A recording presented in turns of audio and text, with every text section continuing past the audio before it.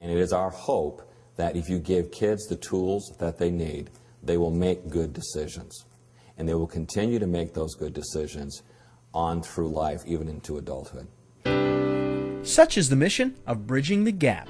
The Bridging the Gap program is a life skills program. It's an intervention and prevention program for youth ages 10 through 18. The gap is the adults that are present in their lives that aren't really teaching them the things that they're going to need to move on in their lives and have a successful future. It's a group commonly known as at risk. At Bridging the Gap, these kids receive the guidance that they may not be getting elsewhere. Helping the kids realize that they have potential, helping them realize what community resources are out in our community that they can connect to get that assistance so that they can make positive choices about their lives. I know who one is for him. You name it, they talk about it. Anger management, the dangers of drugs and alcohol, peer pressure. Tell me, why do you think it's easy to be pressured into doing something or wearing a certain thing or acting a certain way? Kids are going astray, we need to go astray with them, get them, bring them back. And Bridging the Gap is doing that in a big way. With 18 satellite locations, it's reaching more kids than ever before. In the past, we might have seen like 70 youth a year. Last year, we saw 700 youth. And Bridging the Gap is setting the pace for other Salvation Army programs. One of the greatest barriers is that people cannot get to where we are. So we need to be proactive and take that program out into the community. And that really is our next step, and that is to take the after-school program and the summer youth enrichment out into the community. So instead of serving 50 kids, we have opportunity to serve over 200 kids. It's working. People are seeing that it's working. It's the greatest feeling. I mean, that's what we're here for. That's what we're here for.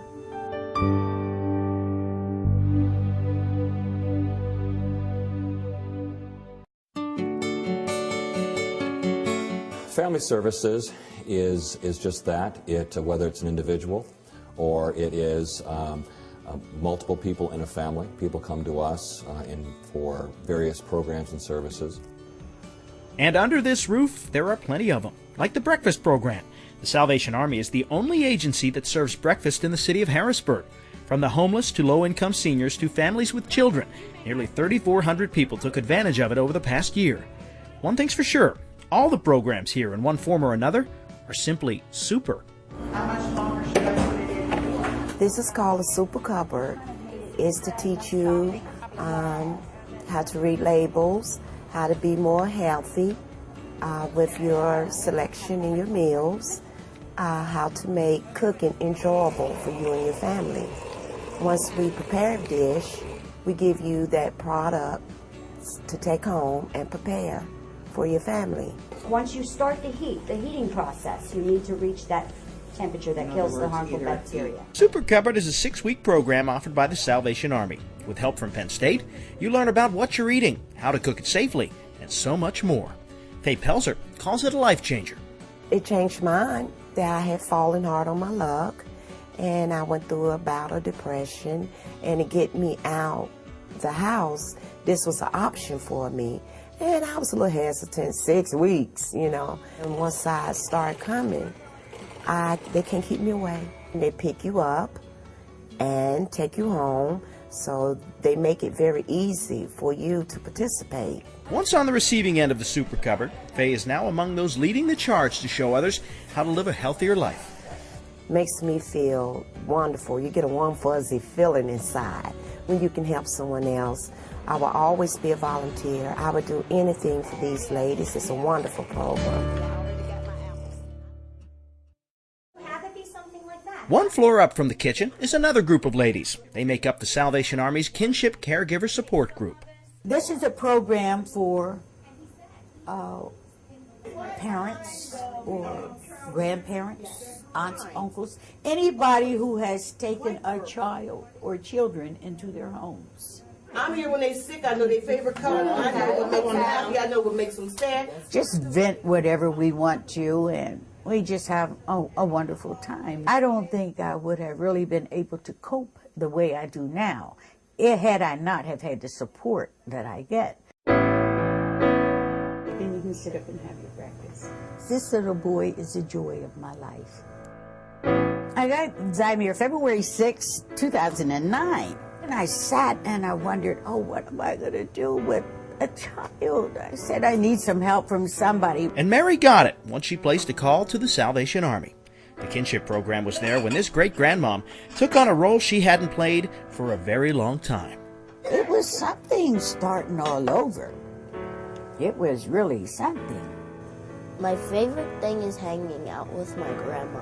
She lets me play my DS, and on the weekend I get to stay up an extra hour. I didn't say you don't tell me what to do. A lot of people say, oh, he is so blessed to have you. And I say to you, I'm so blessed to have him. He is there for everything I need. Zymer's my heart, he's my joy.